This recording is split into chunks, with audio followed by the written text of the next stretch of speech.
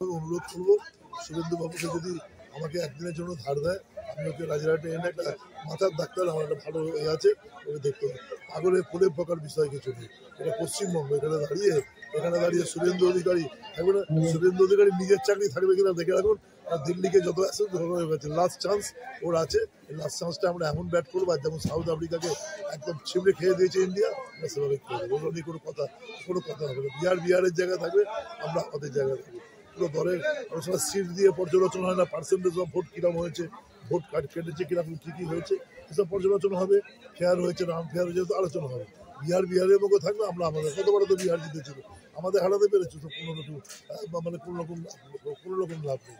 এবং আমরা মনে করি এইসব দিয়ে কোনো কথা নেই। ও কর্মী পাবে না।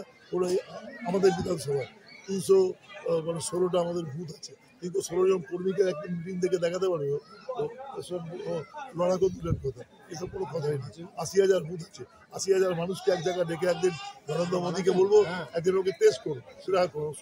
এটা ফালতু ফালতু মনে বিষয় বলে যখন যেরকম বলে, আমি ওর প্রশ্নের উত্তর দিতে চাই না। এটাকে তো বানার জন্য বিষয়গুলো করে না। আমি একটা রায়গাছিতে একটা অনুষ্ঠানে গেছি, আমার সঙ্গে থানার ওসি গেছে, বলছেন তাপসবাবু কি করে বিষয়টা আছে এরকম ব্যাপার। ওর কথা আমি কোনো উত্তর দেওয়ার প্রয়োজন মনে করি না, মানে কোনো বিষয়।